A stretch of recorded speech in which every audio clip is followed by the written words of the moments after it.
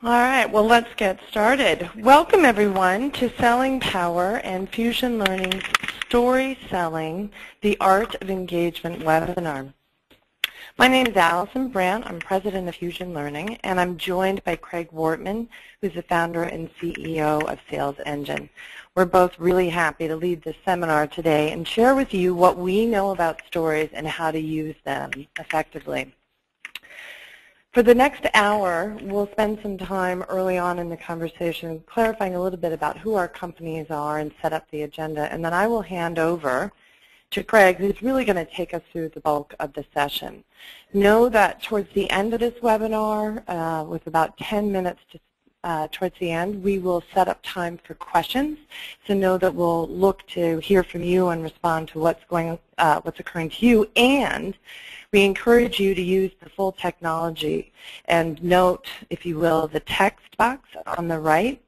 There you'll see that there's an opportunity to share your insights, ideas, and questions in the chat box. We also have the opportunity for you to communicate through Twitter. So if you want to use hashtag StorySelling, that's another vehicle with which you can communicate to us. Craig and I will be monitoring that throughout the hour and are happy to engage and respond to those questions as they arise, and you can certainly communicate among yourselves as well. Our goal today is to really do three things. First, to clarify why stories are so important and valuable today and understand more about the context of that. The second is to help you think about your stories and how to use them to communicate more effectively and do it in a memorable way. And then lastly, to share with you how and where and why each role in a sales organization can benefit from telling stories in an effective way. So from sales leaders to salespeople to service people, there are opportunities to use these skills to communicate more effectively. So a little bit about who we are. Fusion is in the business of helping companies optimize their sales performance through their people. We help leaders translate and communicate their strategies so that they can get buy-in and alignment with their organizations. We help build sales leadership disciplines so that they can increase team accountability and drive to results. And of course, we develop talent across the whole sales organization with sales leaders, salespeople, and service roles to ensure that they're driving the focus and business metrics that matter most to the sales organizations. The last thing I'll share with you is that we're really proud for the third time in a row to be named one of Selling Power's top 20 sales training companies, and consider that a real honor. Last thing about Fusion is a little bit about who we work with. If people often say you're best known by the company you keep, we're really proud to share with you some of the customers with whom we work. And you'll see on this next page that we cut across multiple industries, from financial services to media to technology and pharmaceuticals. Lastly, I'll share a little bit about our next speaker, Craig Wortman. He is a serial entrepreneur, a three-time CEO, a professor at the University of Chicago Booth Business School. He's a writer, he's a speaker, and I think probably best described as a lifelong student and teacher and incredibly passionate. And with that as a background, I'd like to hand over to Craig, my good friend and colleague, to share the rest of this webinar. Allie, thanks a lot. I really appreciate that introduction. Hello, everybody. Thank you so much for joining us. We're thankful that you're here. We've got lots of people in. I will try to keep your attention as we go through this. Allison and I and our teams, we have a great passion around this subject, and I hope that comes across. I'm going to do my best. With that fantastic introduction, what we want to talk about, and I won't repeat what Allison said as her introduction about our objectives, we want to talk about one of the tools. So here's my provocative statement number one for everybody on the phone. We think that this is your most powerful tool, this thing we call story. And I'm going to try my best over 30 to 45 minutes here to build a case for why that's true. And one of the great things that our friends and partners at Fusion have done is created this story selling framework, and I'm simply going to, as Ali suggested earlier, I'm simply going to try to outline why we think it's the most powerful tool and how to use it. So one of the key words here is this notion of being intentional. It's having the stories. I mean, one of the obvious questions that I love to ask salespeople, and I'm a salesperson too, so the mirror is shined on me as well. I'm as responsible for this as anybody. Is if in 30 to 45 minutes you buy this argument of, okay, Craig, I get it, I get why stories work, but you have to have them. So one of the things we want to talk about is, where do you get stories? How do you build them? So how do you get great stories? The next thing we want to talk about is thinking about this in terms of capturing them in a library. I tend to use a lot of metaphors. I hope that's okay with people, but think of a quiver of arrows hanging on your back, and you're walking into the forest, or you're walking into your next high-stakes sales meeting. You've got that library. You've got that quiver of arrows at your fingertips. That's how we would love to encourage everybody on this webinar to think about the power of story, not just the power of story, but having ready access to them. So that's the second thing. And then how to ignite those. And I'll play this out for you in a bit, but ignite actually is an acronym, starting with the I for intentional. But it's really, how do I create the spark? What is it about stories that makes them engaging and impactful? So we're going to talk about those three things. I hope I hope everybody's in the right place. So here we go. The first thing I want to do to get started is just ask you a somewhat maybe straightforward but maybe provocative question. I don't know. You'll be the judge. But when you're getting ready, let's say, what are we in, Wednesday? So let's say next, this Friday afternoon or next Tuesday morning, you've got a high-stakes sales meeting. You've got a client somewhere in the sales process. Maybe they're more towards the beginning, lead gen, qualifying phases of your sales process. Maybe they're in what I call the, sort of the fat part, the middle part of the sales process, where you're determining fit, exploring needs, those sorts of things. Or maybe you're at the close. When you're getting ready for that meeting, where do you spend your most time? What do you spend your most time on? Do you gather your facts and charts, or are you thinking consciously of preparing stories to use as a tool in that meeting? So let me pause there. So polling question number one.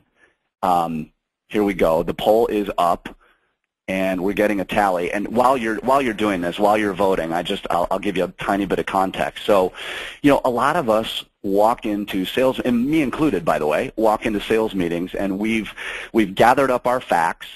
We've put them in a row, and one way to think about facts is just evidence. Okay, why should you work with Fusion? Why should you work with Craig? Why should you work with Selling Power? Whatever it is, and you've gathered up your facts, and you've armed yourself with that evidence by which you're going to make a convincing case. By the way, there's nothing wrong with that, of course. We do this all the time.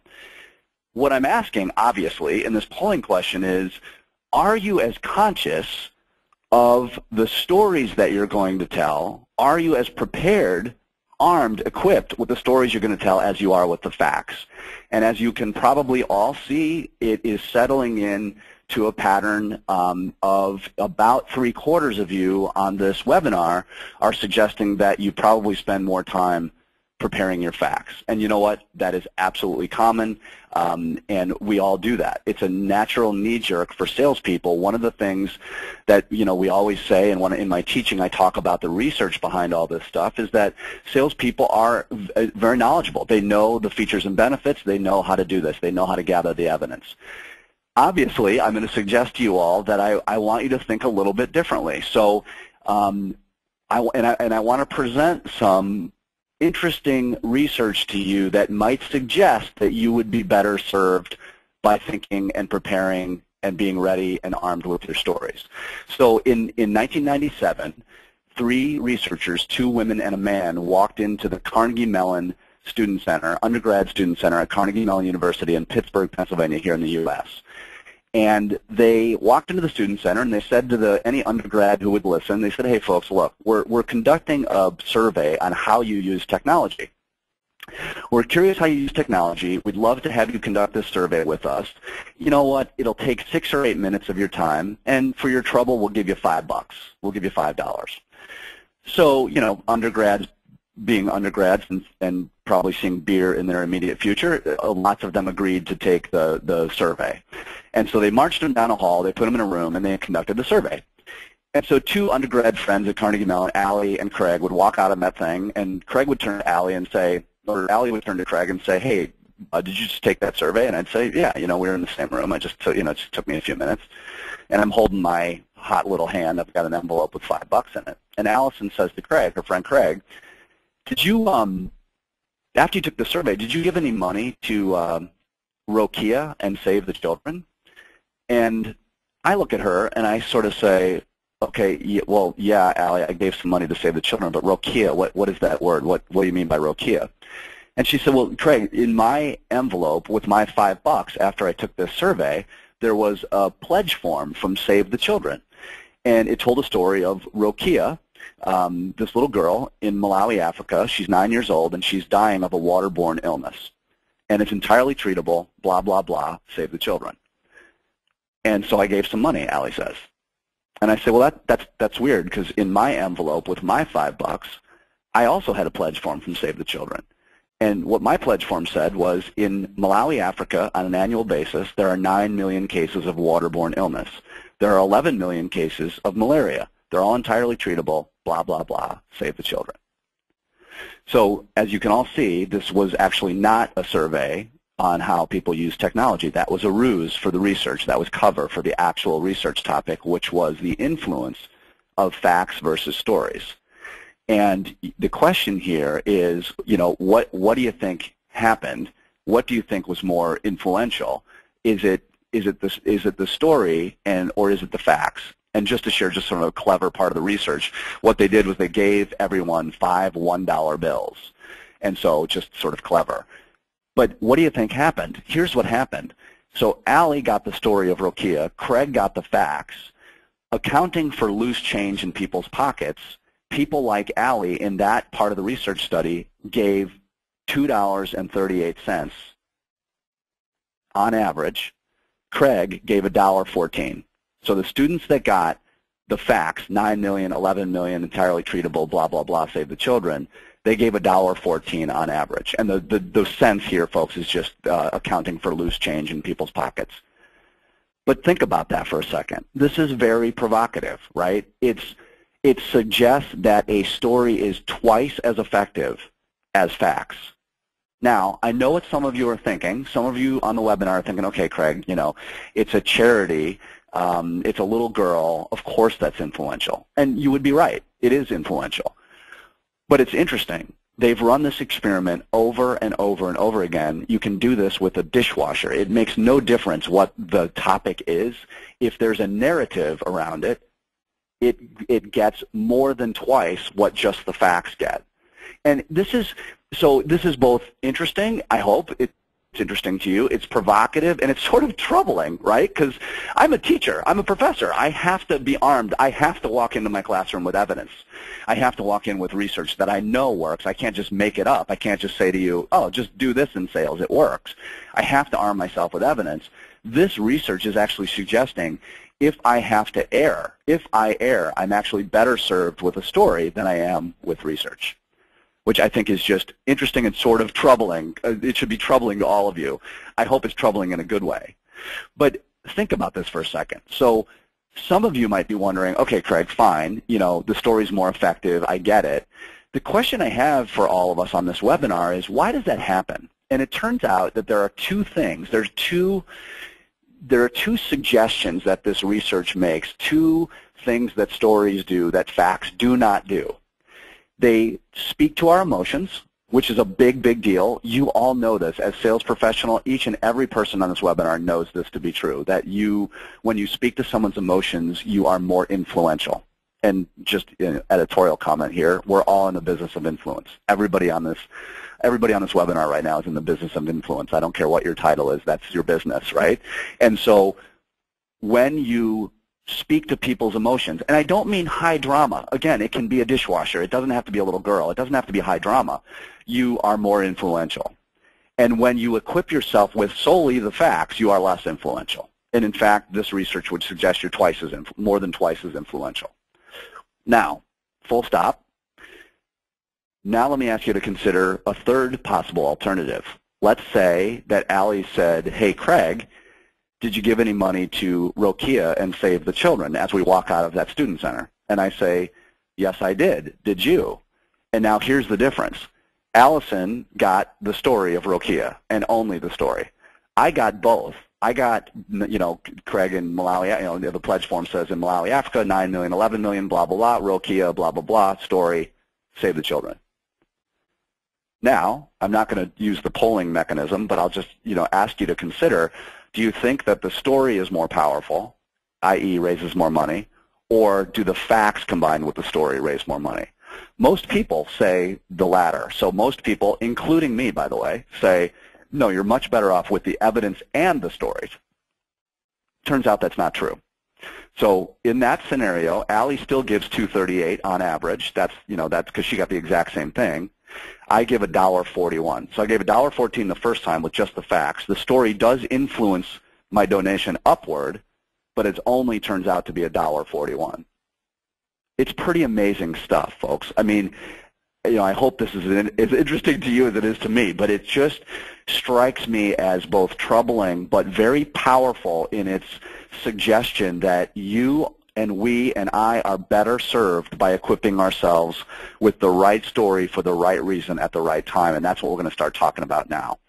One further piece of evidence on this is that in 2006, so a few years after this, a guy named Rob Walker, a journalist with the New York Times in New York, got really interested in this phenomenon. He kept seeing this stuff play out, and he got really interested in it.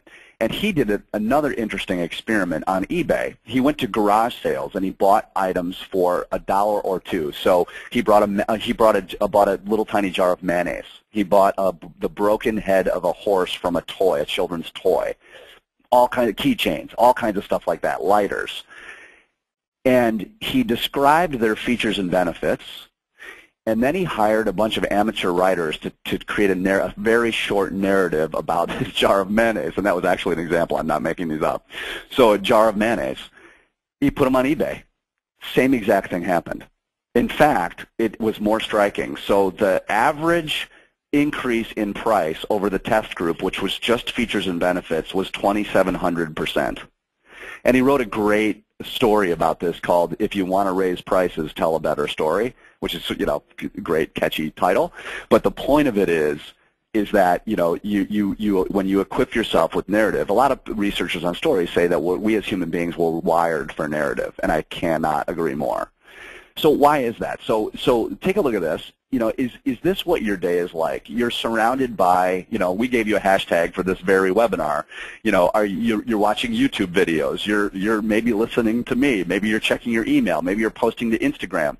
You're doing all these things. You're reading the morning paper or not on your phone, and you're riding the train. You're fielding phone calls. I mean, this is what your day is like. Look, this is what everybody's day is like. And guess what? This is also what the people you're trying to influence, it's what their day is like. So if you're selling me something, this is what my day is like. We're awash in information. I talk about this to some extent in my book about how it's not a bad thing. I love technology. I'm as big of a nerd as anybody on this webinar.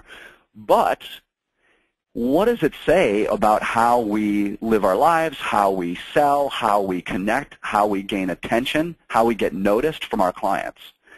And of course, obviously, I'm going to suggest that one of the things that happens here as we gain Twitter followers, or we start checking YouTube, or we start posting to Instagram or Facebook or whatever, we start to slice our time and parse our lives more and more thinly. And I think therein lies the danger. Nothing against technology here. I love all these things, and I try to post to them and learn them and use them and try to figure them out just like anybody. But there's a danger here that we reduce the amount of time we're actually live talking to people, either on the phone, even in email, or face-to-face. And if that's true, some of you will, some of you might agree with this, some of you won't. But if that's true, if your time for interaction with another human being is more limited by simply the mediation of technology, then it begs an important question. How are you filling that remaining time? Are you using it really, really wisely?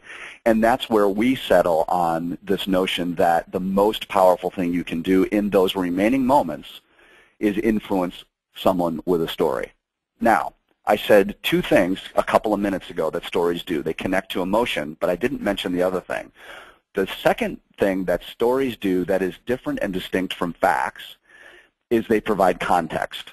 And so I'll give you just a goofy example of this. So if I asked all of you on this webinar, how big is an acre of land? So I'm assuming you're in the United States. You know, if you're in Europe, it's a hectare, right? So how big is an acre of land? Maybe some of you on this webinar would say, Craig, it's 43,560 square feet, and I only know that because I memorized it. So it's 43,560 square feet, and you would be right. That's how big an acre is. That's a fact. Anybody can look that up. You will not, chances are, you will not influence whether I remember how big an acre is or not when you share that fact with me. Context is a different beast altogether, and there's, you know, huge research studies about the power of context, which I won't bore you with, simply to say that context has to be added to that to make me a more memorable salesperson and just make me a more memorable person and make it stickier. So what if I said to you, you know what, guys, an acre is about the size of a football field without the end zones. I would argue that every single person, no matter where you are in the world on this webinar, knows exactly what I'm talking about. And I would also further argue that there's probably no professional football players on this webinar right now. You don't have to be. That's just, it's easy context. So it's easy for me to say that. Here's the tough part for all of us. This is sort of the bad news of this whole thing. You have to work for that. Like, I had to figure that out. I don't know how big an acre, I don't know how big 43,560 is. I had to figure out that it's about the size of a football field without the end zones. And what I'm encouraging here is use context to your advantage. You know, you've heard this. We say this. Our partners at Fusion say this. You know, when you have a slide like this, what's the so what of this slide? Another way of thinking what's the so what of each one of your slides is what's the context? How are you going to make that real for me by saying, you know what, Craig, 43,000 square feet is about the size of a football field. Great, I've got it. And chances are I won't forget it. You've just made it memorable for me. You've educated me. You've differentiated yourself. So it's just a way of thinking that is different and distinct than I think, you know, and look, the poll shows 75% of us on this webinar, we better prepare our facts than our stories. And I'm just suggesting to you all that you may want to rebalance that equation. So one of the things that we do a lot, obviously, is work with sales teams. And one of the subjects that we often talk about, and you'll all roll your eyes collectively when I say this, is one of the ways that high-performing salespeople differentiate themselves from low to moderate performers is in the quality of their preparation, right? Here's where you're all rolling your eyes at me. I can feel it, right? You're like, oh, Craig, here he goes. He's going to talk about preparation. Well, only in a way. I mean, we know this to be true. Each and every person on this webinar knows exactly what I mean when I say, you know, hey, Allison, next time you go meet with Selling Power, be prepared. Know what their needs are. Be predictive. Show up with the goods, right? Have great questions. Whatever that preparation looks like, you all know exactly what I mean. So I can say that to you, and great. That's sort of a fact. I can say, hey, guys, be prepared. And you all know exactly what I mean. It takes no explanation. Or I can say to you, I can say, look, one of the things you want to do when you're going to meet with a client next Tuesday for that high-stakes sales meeting is be prepared. When I was working for IBM 20-some years ago, I covered 13 zip codes on the south side of Chicago. And one day I drove my car down to a company called Cornell Forge. And I don't know if anybody knows what a forge is, what a drop forge is, but I didn't. And I walked in because back in the day, IBM said, call on the president. So I called on the president, and guess what? I got a meeting with the president. And so I was fortunate. You know, some days you just get lucky, and you can do that. So the president and I sit down in this dingy conference room. I'm wearing a blue suit, white shirt. I'm feeling tough, feeling strong. Open my briefcase, lay out my brochures, and I start selling. And about 12 minutes into the meeting, I discovered what a drop forge does, because it turns out that about 35 feet through the conference room wall that I could not, of course, see was their drop forge. Cornell Forge is a manufacturer of golf club heads, and they punch out metal golf club heads by dropping a 40-ton piece of equipment called a drop forge 4 stories onto a metal die, and it punches out these golf club heads very violently. And so I'm doing my pitch, and I'm saying my piece, and I'm selling and telling. And all of a sudden, this thing just drops and lands 35 feet behind me in the manufacturing floor, and it just goes wham. And I jumped up out of my seat, because I thought we were under some form of attack. And I said, what was that? And, you know, the president of the company looks at me, of course, with no pulse whatsoever, and says, son, you don't know what a drop forge is, do you? And I said, no. And I can imagine that you all know what happened next. I got literally thrown out of that building on the south side of Chicago and had to drive back to the branch at IBM and tell my branch manager, who was my boss's boss, that I had lost Cornell Forge, which, of course, was a 20-year IBM customer, and I had just blown it. And I had simply blown it because I was unprepared. I hadn't bothered to ask anyone, hey, what does Cornell Forge do, and just equip myself with a tiny bit of context walking into that meeting. Now, again, full stop, what I'm suggesting to you all is you are a hell of a lot better served by telling that story to your sales team rather than saying, hey, guys, be prepared. Be prepared is a fact. It is decontextualized. I leave it to you to see all of the context around that fact of be prepared. Whether you like my drop forge story or not doesn't really matter. You get to feel what it was like to be me. So in even a little way, I hope what I did is connect to your emotions. You know, maybe somebody chuckled, maybe you didn't, maybe you just went, oh my God, what an idiot. That is way, way better than me just looking at you and saying be prepared. So that's really what we're talking about. And what we need to do, of course, is equip ourselves with different types of stories. So that's an example of a fun story.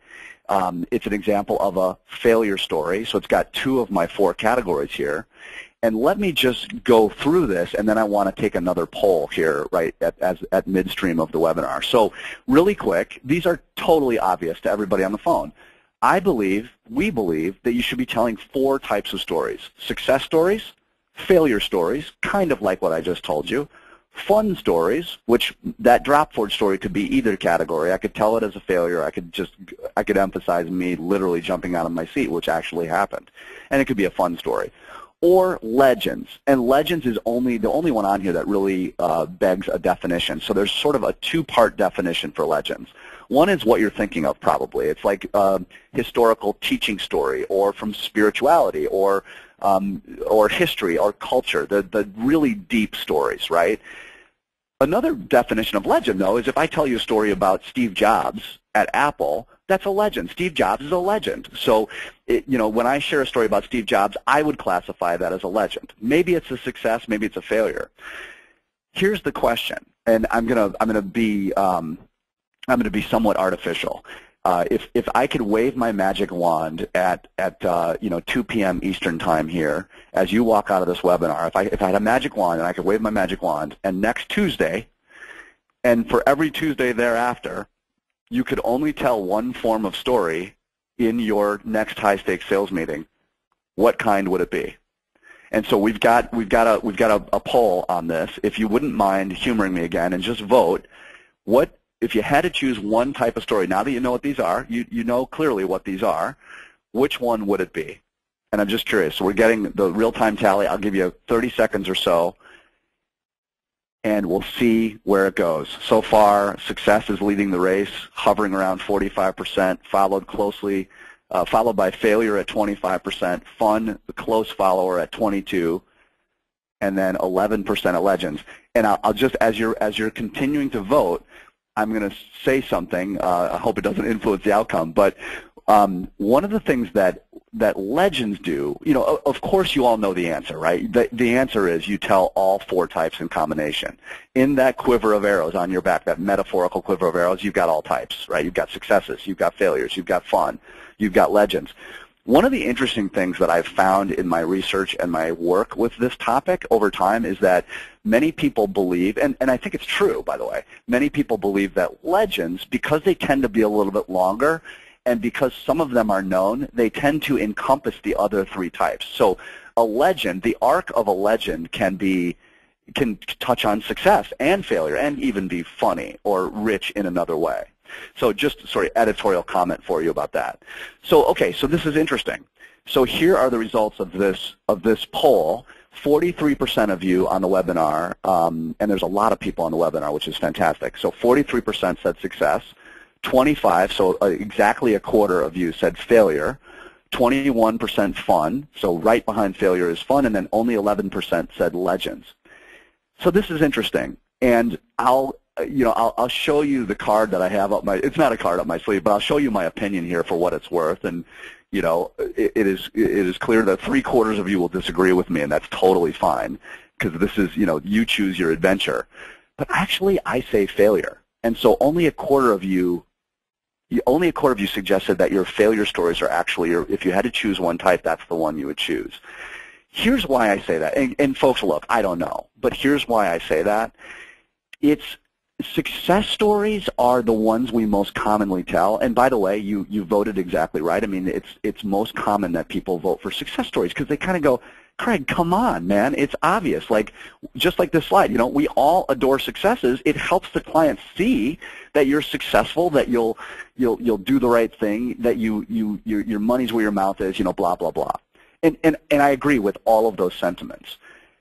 I just think if our job is to influence people, I fundamentally believe that you are a more influential person, leader, salesman, human being by not being afraid and, in fact, being proactive about sharing your failure stories. I mean, and again, this is my own opinion, take it for what it's worth, but when I'm at my best, I am sharing my own personal failures by way of sharing with you all or my students or my clients how to get better at this. And I believe I'm more descriptive and my failure stories are more contextual. And I'll give you sort of two examples of this. Just one is just, speaking of facts, one's just a number. A few years ago, I had a very talented teaching assistant at Chicago Booth at the business school. So I have these wonderful MBA students that come through the program year after year, which is just fantastic. One of them also had a master's degree in education from Stanford, and she happened to be my teaching assistant. And I asked her to count the stories that I told and the types of stories, and I told about 75% of my stories in a 30-hour class on selling on failure. They were failure stories, either mine or someone else's, or case studies or business stories. They were failures. Now, again, I don't know if that's right, folks. I don't know if that's the right combination. Maybe that's too much. But I can tell you from the feedback, from the evaluations, that the MBA students appreciated because they saw more, they read more into the failures, rather than me saying, oh, look at me, look how successful I am. And not that you would ever do that either. I know I'm overselling that point. But let me give you a different example. And this is it's just kind of a fun one, but it happens to me a lot. So one of the great gifts of my job at Chicago Booth, of my professor job, is that I often have students come to me and they'll say, Craig, I'm interviewing with, Goldman Sachs, I'm interviewing with McKinsey and Company, whatever, and you're sort of a sales guy, can we get together and just have you interview me? And I say, great, and I love doing that. Our students are just wonderful. So I do that, and midstream, I ask a question that if you're interviewing, which by the way is a sale, you're just selling yourself, you're going to get asked in every interview, which is, Allison Brandt is interviewing me for Fusion. She's going to say at some point in the interview, not right off the bat, but some point in the interview, she's going to say, Craig, tell me about a time that you failed. Now, this is a very difficult question, right? Because you're interviewing. Like, I want to put my best foot forward. I want to sell myself to Allison. Why would I shoot myself in the foot by telling a failure story? Well, I'm going to suggest why. And some of you are going to agree and some of you are not. So here's what the students do. So I do this in real life. I put them on the spot, and they say, oh, yeah, okay, so a failure story. So a few years ago, I was running a consulting project, and I had to win the client, which I did, and I had to gather up the team, which I did, and I had to run the budget, and optimize the budget to fit the challenge, which I did. And at some point, 3 months in, Craig, the client sort of started to change their expectations, and things started to get a little blurry, and the budget was no longer optimized, and the team was no longer the right team. But at the last second, I was able to quickly fix the budget, rehire different people, and they finished the story, and it's this wild success. And I hope you guys are all seeing the point here. I get really mean because I can with my students, so I get mean, and I sort of say, oh my God, that's a wow, what a story, and I sort of pause, and then I get angry and I say, that's great. Now tell me a failure story. And they get really mad at me, and they're like, Craig, come on. Like, you're going to tell Allie Brandt a failure story straight up, flat out? And I say, yeah, you are. You know why? Because you're more influential. And let me play it out for you. First of all, selling is about differentiating thyself. Allie's not just talking to me. She's talking to lots of talented people, so it's not about me. So if I'm selling myself, the first thing I want to do is differentiate myself from others. And I say to my students, look, let me put it to you this way. Let's just say I walk in with Allie. She gets 20 minutes in. She says, Craig, tell me about a time that you failed. I tell her that story, the Craig saves the world at the end of the story. And then, Barbara comes in next, and she's next. And Allie does the same interview and gets to the same point and asks the same question. Barbara, tell me about a time that you failed. And Barbara tells the exact same story, except she says, you know what? Few months in, the client changed their expectations, Allie, and if things started to get blurry and the budget was no longer optimized, and you know what? The team was not a good fit. And you know what? It was a total mess, and I own it. And that's the end of the story. Now, I'm going back to real life here. I'm jumping around. In real life, my students say, aren't you shooting yourself? Like, really you're going to do that? Really you're going to stop and relax into the failure? And I say, yeah. And one of the reasons I say yes, and again, you will decide whether you agree or disagree with me, but the reason I say yes, that's right, is that it is obvious what the next question out of Allie's mouth is going to be. She's going to look at Barbara and she's going to go, my God, what'd you learn? And you're going to get a chance to tell Allie what you learned and how successful you are. You wouldn't be in that high-stakes sales meeting if you weren't successful. And so, again, I'm being very heavy-handed with all of you on the phone. I hope that's okay. But my point is, first of all, if it's facts versus story, err towards facts. If it's success versus failure versus fun, err towards failure, because you are much better served by doing that. So with that said, one of the questions that is probably occurring to you is, okay, so if I equip myself with these stories, how long does it take to get this library? How long does it take me to capture a library? I mean, it sounds like a long-term thing. I would argue that it's not. The first thing I would say to you is, if I followed all of you around for a week, you would tell dozens or hundreds of stories. The only thing, one of the main things we're after on this webinar is just to make you more aware of the amazing power of story and the fact that you already do this. So the good news is you already do it, right? It doesn't take months or years. It takes days or weeks to equip yourself with a palette, a quiver of stories. And what I'm showing you all, if you're looking at your computer screen, what I'm showing you is what we call the story matrix. And so here on the left-hand side in the rows, you've got your types. So we've gone over that. One of the hard parts about this that I would love to encourage all of you to do is to begin to build out, begin to notice stories as they play out all around you. They're in the air, I promise you. They're there. They're right in front of you. You just have to be aware of them. Now, the hard part, though, is to bring them down. So bring them down out of the ether and say, my God, I was just on that sales call with my sales manager, Allie, and when the client asked this, she did this. That's a story. Or she told a story. Catch people doing things right. Write down the story that Allie told. Literally write it down. You don't have to use a tool like this, but my point here is capture them somewhere. And over time, it starts to look like this. So here's an example of Fusion. This is a real story matrix that Fusion uses. Notice you've got some legends. Some of these legends you all know. Like if you followed at all, sports legends, you know Ted Williams in baseball. I told you the drop forge in the cell that's titled Failure Sales Call Effectiveness. You've got those stories. And, again, these are Fusion stories, but if Allison Brandt walks into a sales meeting next Tuesday, she can look at this story matrix and she can say, okay, I'm going to sell, selling power on something, on using Fusion to do X. What story am I going to tell? Not 10. What story or 2? This is a tool like any other tool. And so you use it wisely. You're using 1 or 2 stories, but you got to have them. I pound the tables about this. You've got to have the stories. Don't leave it to chance. I would argue that everybody on this webinar is a good storyteller, But I would also argue that I'm not sure if you're conscious and intentional about the stories that you use.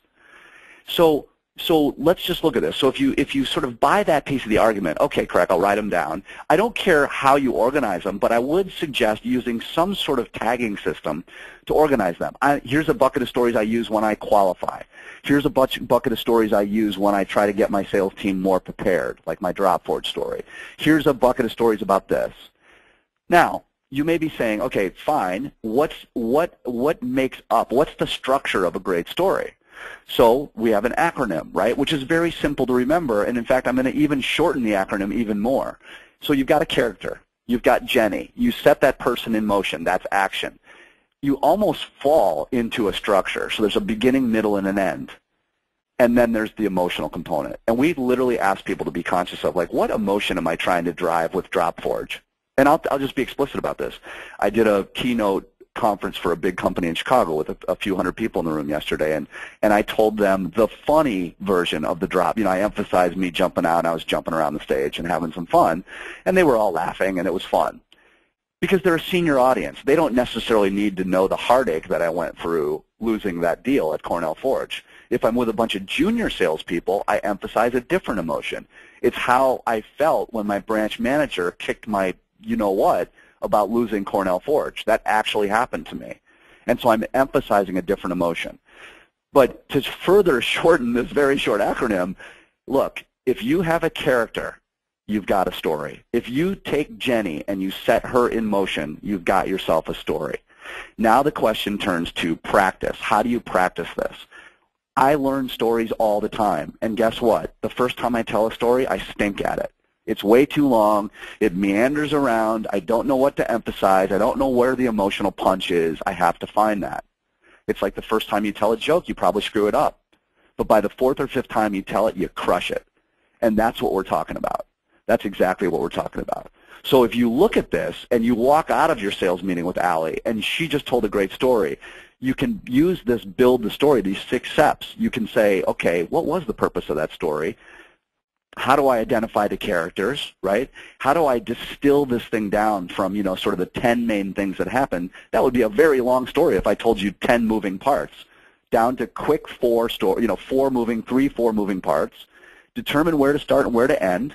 Write it out. It's probably too long the first time you write it out. And don't forget the 6th step. The 6th step is to name the story. That's the fun part. You get to give it a name.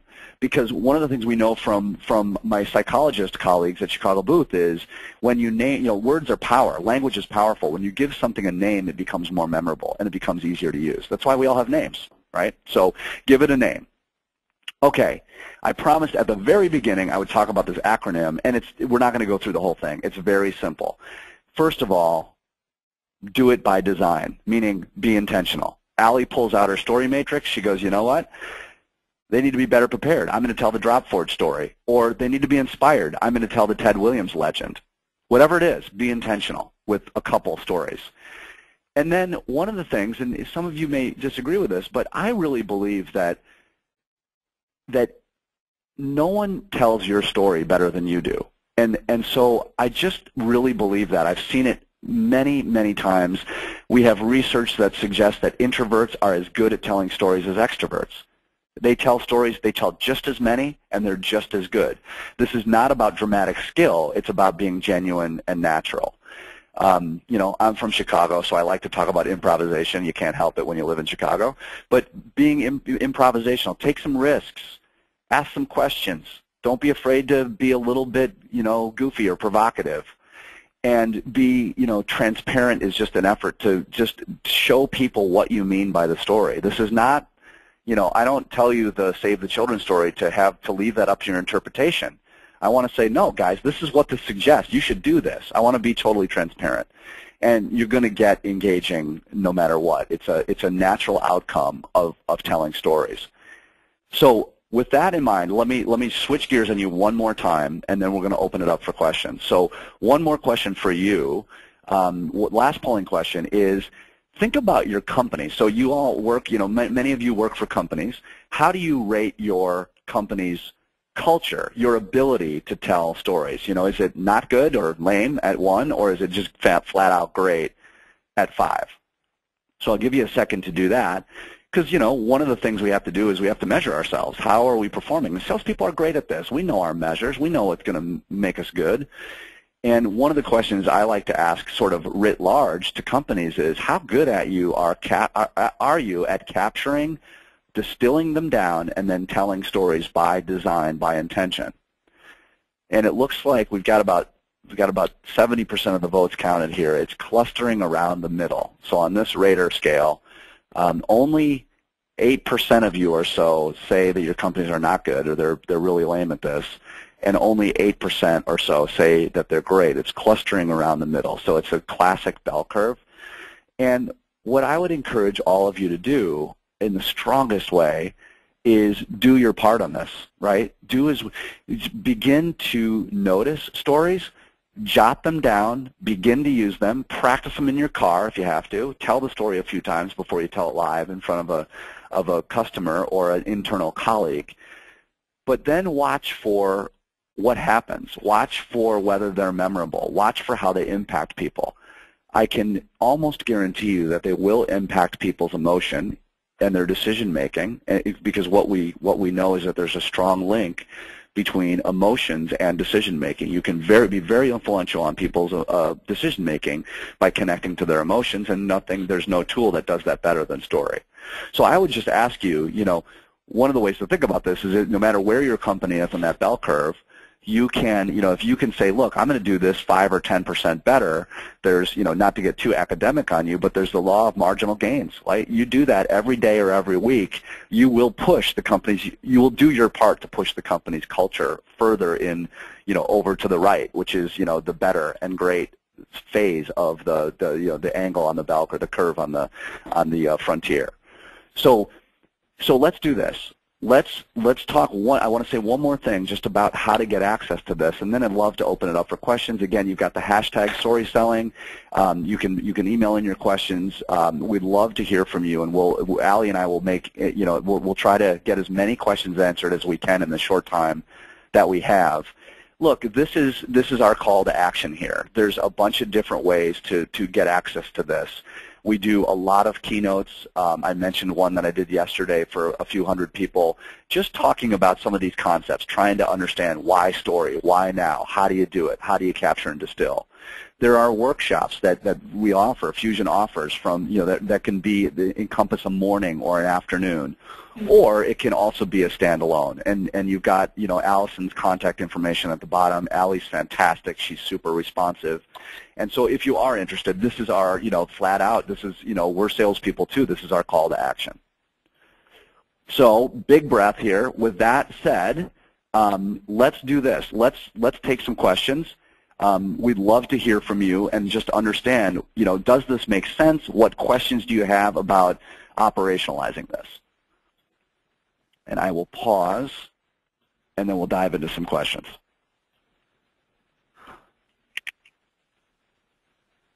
And I'm going to ask Allie to join me here. Yes, great, Greg. And let's just see what's coming in. Here's a question. Should failure stories be personal or industry stories? Allie, say that one more time. Should failure stories be personal or industry stories? Yeah, so not naming competitors or negative selling is sort of the parenthetical sidebar to that. Yeah, so here's just an opinion. So they could be both, right? You could populate what we call your story matrix with industry stories and personal stories, and I would suggest you actually do that. So my answer is going to be a little bit lame in the sense that it's going to be both. Now, an opinion, your personal failure stories are always going to be your most memorable and sticky. And I want to clarify something that I probably should have said before.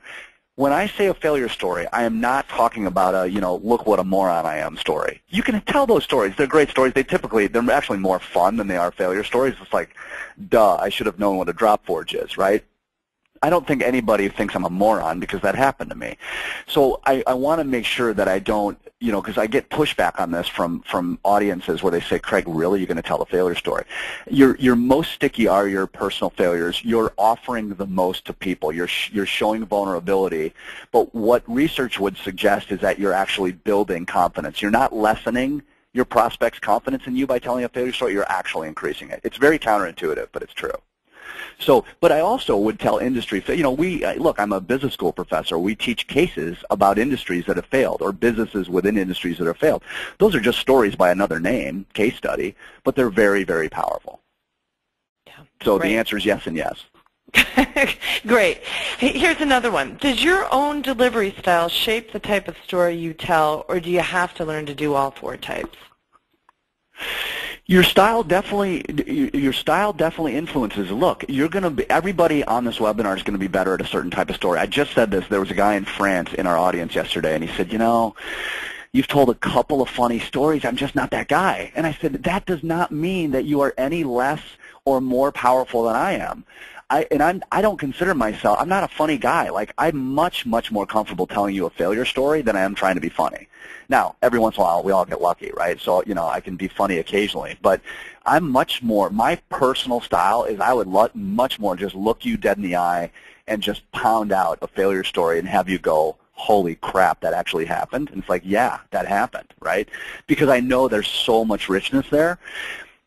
Style comes into account with success stories, right? So you have to be really careful with success stories, because if I told you 3 success stories, nobody'd be on this webinar. You'd be like, what an arrogant jerk, right? And so you have to be careful with that. So style is a component. I would encourage you all to, I tell success stories about past business efforts or sales that I did. Everybody's got successes. They're wonderful. But I try to mix them up. And I will metaphorically look you all in the face and say, look, I'm better at failure stories than I am the other 3 types. Great. It's a great question. It is a great one. Another one, Craig, does the story have to be true, or could it be based on facts but fictionalized to make the point?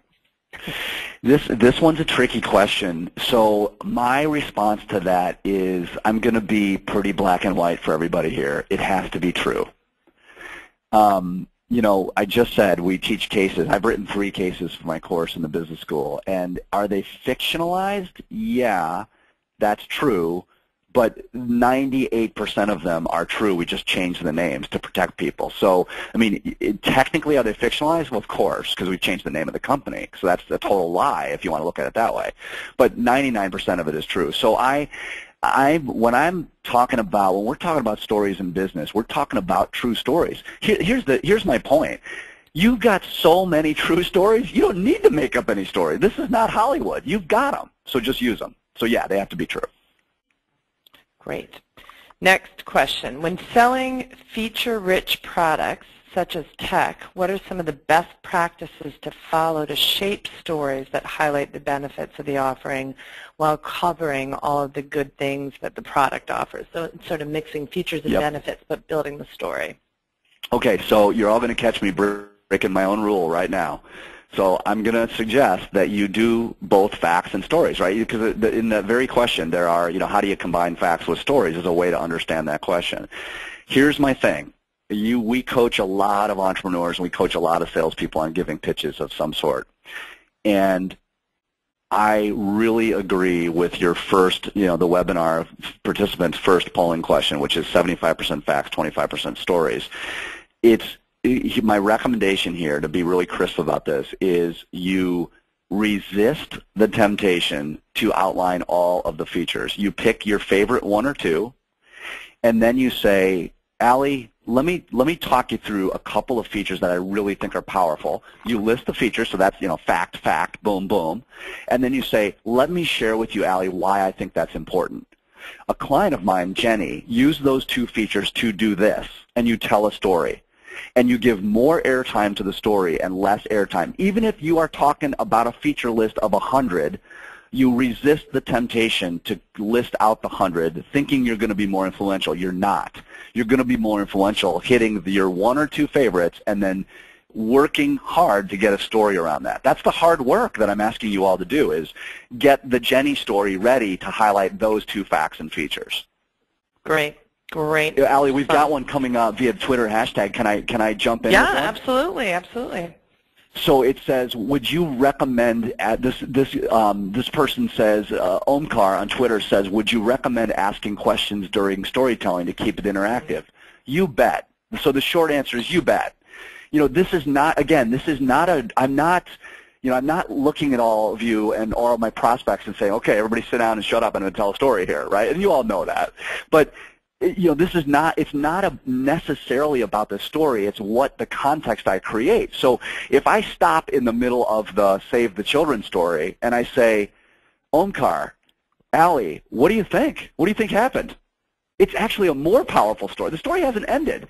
And you know what? You're human beings. You're going to go with me no matter what. I promise you, you will not lose the thread. Someone won't go, oh, well, you just asked a question, so now we're off on. They won't. They're intrigued by the story. They'll listen until the end. I mean, that's the natural DNA, the gift that stories give. So, Craig, we've got about 3 minutes left to go, and a lot more great questions are coming in. So I'm going to ask them in rapid succession and see if you can answer as many as possible. Next one, were there any differences between age demographics / sexes relative to how people react to stories? That's a tough question to answer quickly. Yes. I think both sexes have to be, well, yes and no. Both sexes have to be equally careful about which stories they choose because there are, gosh, this is a big topic that's hard to answer quickly. There are vulnerabilities that you show depending on, so if I'm a man in front of women or if I'm a woman in front of men or the mixes, you have to be conscious.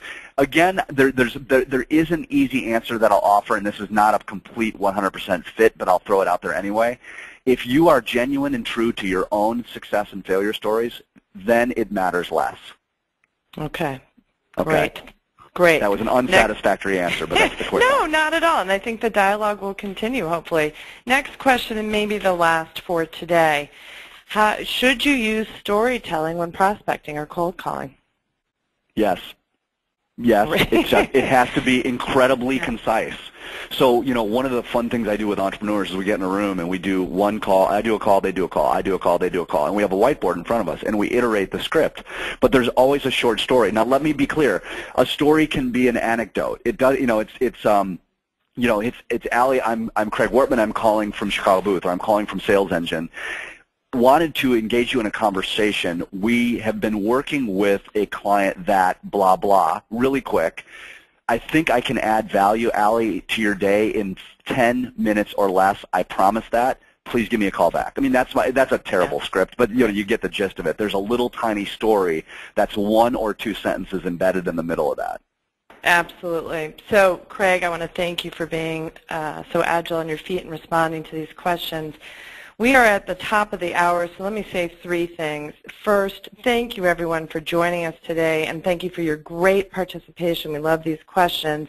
And Craig and I would love to continue the conversation with you. You see my email at the bottom of a couple of these places. If not, it's Allison, ALYSON, at fusionlearninginc.com. Craig and I are happy to continue the conversation and help respond to some of these questions you have. The second thing is know that we have 3 capabilities to help you and your companies develop superior storytelling capabilities. The first is we can join your company to provide keynotes or work in select sales meetings to deliver the key information that we shared with you today. We also have modular half-day and full-day workshops that really go deep into the art, the skill, the science, and practice of telling stories so that at the end of those experiences, you individually and organizationally have enhanced ways in which to convey information in a memorable and really relevant way that's going to capture the imagination of your customers. So thank you for joining us today. A big thank you to Craig. You did a fantastic job sharing these stories and these ideas. And thank you to Selling Power for hosting us. And lastly, thank you everyone for joining us today. Some people have asked, will we share this deck? Give me an email and I'm happy to send it to you. We're happy to share this information. So just let us know if you're interested in the deck and we'll send it on to you. Again, thank you for joining us and have a great afternoon. Thanks, everybody.